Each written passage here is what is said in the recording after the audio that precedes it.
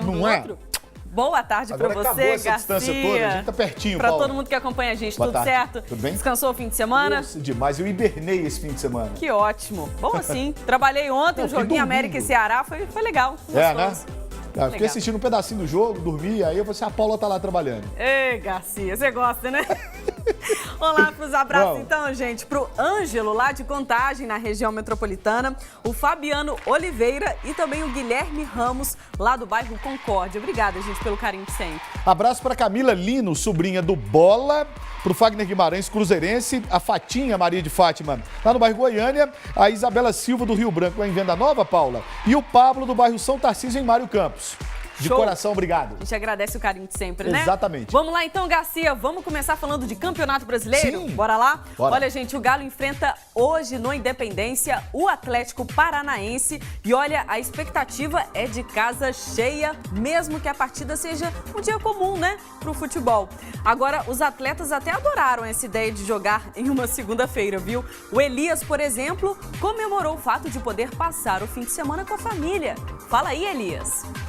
Pelo menos almoçar em casa a gente consegue, né? Passar mais tempo com a família. Possa um pouco extrapolar, quem gosta de tomar uma cerveja, moderadamente. E a gente pede para que a gente possa jogar mais jogos na segunda-feira, para que a gente possa ter mais finais de semana em casa. Uma cervejinha de leve pode, Claro né? que pode, tomar um vinho, não há problema nenhum. A questão tudo é no excesso. E do lado da família não tem problema. E esse horário de segunda-feira é sensacional, 8 da noite, você tá entendendo, Paulo? Eu acho Já que deve passou ser aquele bacana de trânsito jogar. pesado, né? Claro. Mais claro. tranquilo. O dia Agora, em comum, mas é Garcia, bacana. o Galo tem obrigação de vencer hoje, né, rapaz? Tem, Até tem, porque tem. os times de cima, todos venceram na rodada, Exatamente, então desgarra muito, Paula. né? Ô, tem que Ó, ficar ligado. Vitor Patrick é o galão. Léo Silva, Maidana e Fábio Santos, Adilson Galdesani, Luan Casares e Tomás Andrade e Ricardo Oliveira. Pode ser que seja esse o time, tá? Palpite do Garcia, tá certo. Olha, Garcia, hoje é um dia muito especial para Ricardo Oliveira, viu? O atacante alcança nesta noite a marca de 700 jogos como profissional. Muita coisa, né? Nos 18 anos de carreira, Ricardo marcou 367 gols. E com um contrato renovado com o Galo até 2020, ele deve jogar pelo menos até os 40 anos de idade. Inveja boa, né? E ganhou merecidamente os parabéns do técnico Thiago Largue. Balança. O Ricardo só conseguiu essa renovação de contrato por conta da performance dele, do nível de atuação, o quanto ele representa dentro de campo, o quanto ele transforma as ações dele em números, né, fazendo gol, assistência, participando das jogadas. Isso é produtividade. Garcia, eu sempre falei aqui e repito, para mim, disparado, melhor centroavante da atualidade. Inclusive está disputando, né, artilharia com o Gabigol. E ele tá há 4 jogos sem marcar e eu acho que hoje ele quebra esse jejum. E o Também, contrato claro. que ele fez com o Atlético requer tudo isso aí que ele precisa para ir aumentando os rendimentos dele e os ganhos, monetariamente falando, financeiramente falando, que é número de assistência, gols marcados e até testes físicos. Claro. Entendeu? Isso tudo está no contrato, ele colocou isso no contrato. Quanto melhor ele tiver esse rendimento em todos os sentidos como atleta profissional, mais ele ganha no Atlético. E tem tudo. pra Por isso que ele deslanchar leva ainda muito a mais. sério. Com certeza, muito dedicado, né? Demais. Comprometido. Olha, gente, o domingo foi recheado de clássicos pelo Brasileirão. Clima quente dentro e fora dos gramados, viu, Garcia? Roda aí, vamos ver. Dia de Grenal no Beira-Rio. Melhor para o Inter, que venceu o clássico com um gol de Edenilson. Depois do jogo, o técnico gremista Renato Gaúcho tentou entrar no vestiário colorado para cumprimentar jogadores, mas foi impedido por seguranças. Começou uma troca de empurrões e agressões. Uma porta acabou quebrada em meio à confusão. No Maracanã, o Fluminense derrotou o Botafogo. Após cobrança de escanteio, Everaldo tentou uma bicicleta. Digão pegou a sobra e chutou para o gol. Rodrigo Lindoso, do Alvinegro, ainda desperdiçou uma cobrança de pênalti. Clássico quente também na Arena Palmeiras. O time da casa venceu o Corinthians por 1-0. Cruzamento de Marcos Rocha e gol de Daverson, que foi às lágrimas na comemoração. Houve bate-boca entre os reservas das equipes e o técnico palmeirense Felipão foi expulso.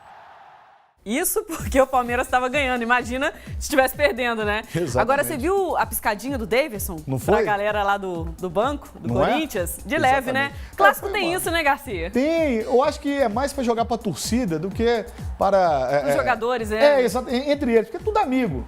Desnecessário, igual o Renato. No turno, na primeira parte do campeonato, ele chamou todo mundo do Inter de segunda divisão, que o time era fraco. Agora ele vai lá cismar de cumprimentar os caras depois do jogo. Desnecessário.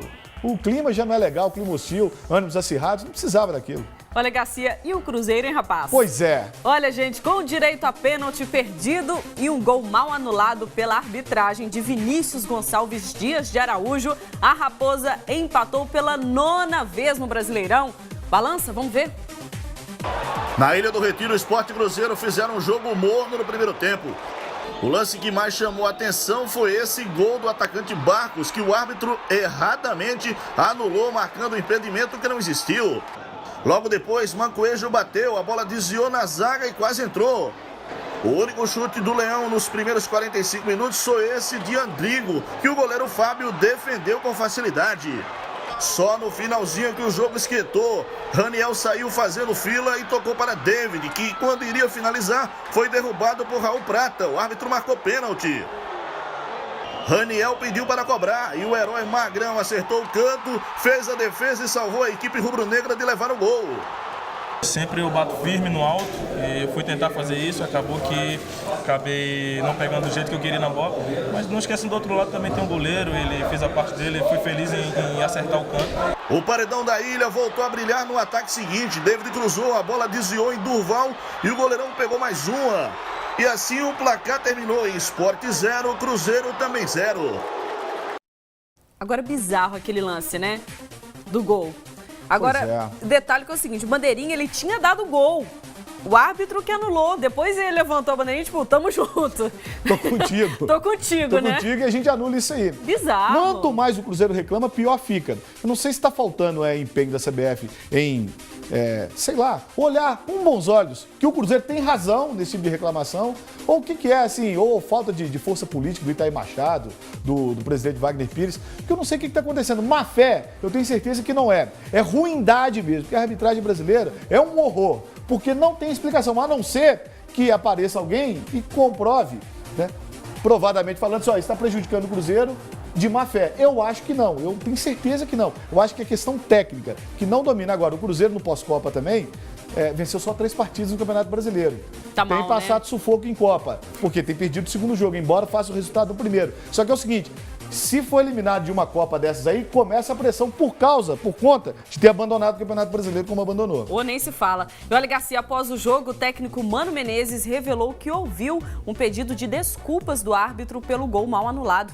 Fala aí, treinador. Vamos ver. Pediu desculpa a mim também, quando estava saindo do gramado. Acho que ele fez uma boa arbitragem, mas que fica manchada com um lance capital do jogo. Já é o acumulado de muitos gols legais que nós fizemos no campeonato e que são anulados. E um gol desse muda a trajetória de uma partida. Ou se Paula, muda, né? Mas se ele tiver em dúvida, ele tem que deixar seguir em dúvida pro réu. Claro. Está explícito no direito, pelo amor de Deus. Claro, concordo contigo. Olha, Garcia, também teve gol anulado e muita confusão na partida entre América e Ceará ontem, lá no Estádio Independência. Eu, claro, já adiantei aqui, eu estive lá de pertinho para conferir. Vamos ver na reportagem. A equipe mineira chegou com perigo nesta jogada bem trabalhada pelo lado direito. A bola foi na trave. Nos acréscimos, Edinho cabeceou para o fundo das redes, mas o árbitro assinalou o impedimento e anulou o gol. Na segunda etapa, as equipes voltaram sem alterações. Os visitantes ficaram muito perto de marcar o gol. Felipe Azevedo tentou abrir o placar com esse chute, mas em cima da linha, Messias salvou o América. No finzinho do jogo, um desentendimento entre os jogadores, mas nada de cartão. E a partida terminou assim, sem gols. Com o tropeço do Corinthians lá em São Paulo, o América só precisaria de uma vitória aqui no Horto para subir de posição. Mas não deu, e com esse empate o time mineiro alcança 30 pontos na competição e continua embolado no meio da tabela. Não teve filtração, não demos velocidade, não fizemos um bom jogo, mas conseguimos um ponto que eu acho que é importante.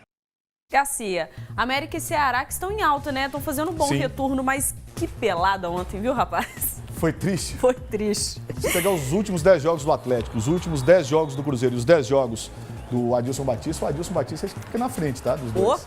Pelo desempenho. Sou fã dele. Bom. Olha, gente, São Paulo e Flamengo também venceram no fim de semana e seguem na cola do líder internacional. Então vamos ver os gols aí da rodada 24 do Brasileirão? Balança? No Morumbi, cruzamento de Nenê e Diego Souza fez o único gol do São Paulo contra o Bahia. Maracanã, com gols de René e de Diego, o Flamengo derrotou a Chapecoense por 2-0. No Barradão, o Vasco perdeu para o Vitória com este gol de Eric. Gabigol decidiu a vitória do Santos contra o Paraná em Curitiba.